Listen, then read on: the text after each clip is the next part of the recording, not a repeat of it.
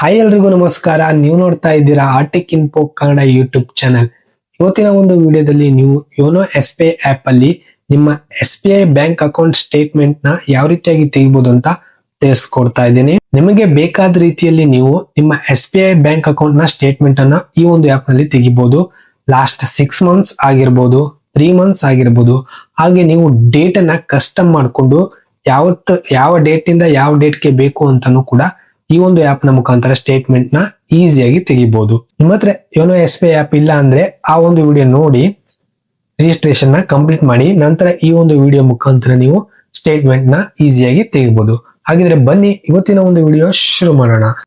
ನೀವೇನಾದ್ರೂ first time ನಮ್ಮ YouTube channel ನೋಡ್ತಿದ್ರೆ ದಯವಿಟ್ಟು ಸಬ್ಸ್ಕ್ರೈಬ್ ಆಗಿ, ಹಾಗೆ ಪಕ್ಕದಲ್ಲಿ ಕಾಣಿಸ್ತಿರೋ ಬೆಲ್ ಐಕನ್ ಕೂಡ ಕ್ಲಿಕ್ ನ ಮಾಡಿ.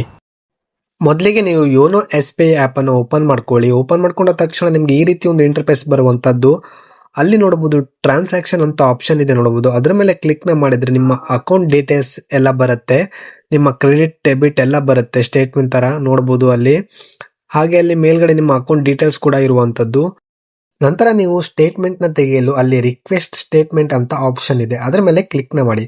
ನಂತರ ನಿಮಗೆ ಈ ರೀತಿ ಒಂದು ಇಂಟರ್ಫೇಸ್ ಬರುವಂತದ್ದು. ಅಲ್ಲಿ ನಿಮ್ಗೆ ಈ ತರ ಒಂದು ಎಲ್ಲ ಡೀಟೇಲ್ಸ್ ಕೇಳ್ತಾ ಇದೆ. ಅಲ್ಲಿ ಡ್ಯೂರೇಷನ್ ನ ಸೆಲೆಕ್ಟ್ ಮಾಡ್ಕೊಂಡು ನೀವು ಕರೆಂಟ್ ಮಂತ್, ಲಾಸ್ಟ್ 6 months ಎಲ್ಲ ನೀವು ಸೆಲೆಕ್ಟ್ ನ ಮಾಡ್ಕೊಳ್ಬಹುದು.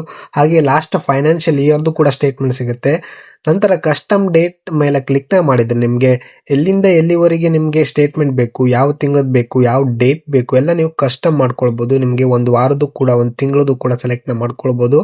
ನಂತರ ಇಲ್ದಿದ್ರೆ ನಾನೀಗ ಲಾಸ್ಟ್ ಮಂತ್ ಮೇಲೆ ಕ್ಲಿಕ್ ನ ಮಾಡಿ ಲಾಸ್ಟ್ ಮಂತ್ ತೆಗೆದು ತೋರಿಸ್ತೇನೆ. ನಿಮ್ಗೆ ಬೇಕಾದ ರೀತಿ ಸೆಲೆಕ್ಟ್ ನ ಮಾಡ್ಕೊಳ್ಳಿ. ಹಾಗೆ ಫೈನಾನ್ಷಿಯಲ್ ಇಯರ್ ಸೆಲೆಕ್ಟ್ ಮಾಡ್ಕೊಳ್ಳಿ. ನಂತರ ಇಲ್ಲಿ PDF ಅಂತಾನೆ ಸೆಲೆಕ್ಟ್ ಮಾಡ್ಕೊಳ್ಳಿ.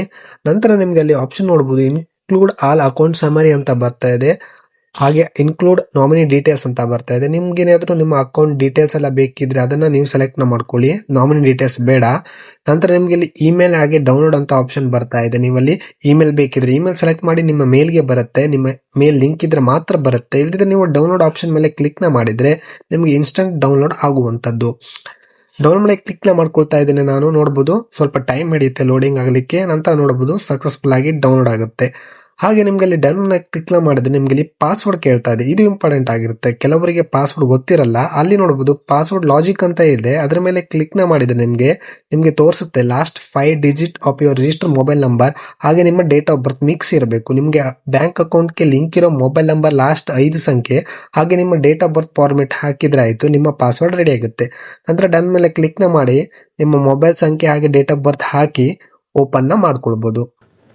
ಈ ರೀತಿಯಾಗಿ ನೀವು YONO S B I app ಅಲ್ಲಿ ಸ್ಟೇಟ್ಮೆಂಟ್ ನ ತೆಗಿಬಹುದು. ಇದಾಗಿತ್ತು ಈ ಒಂದು ವಿಡಿಯೋ. ಈ ವಿಡಿಯೋ ಇಷ್ಟ ಆಗಿದ್ರೆ ಲೈಕ್ ಮಾಡಿ, ಹಾಗೆ ಫ್ರೆಂಡ್ಸ್ ಗಳಿಗೂ ಶೇರ್ ಮಾಡಿ.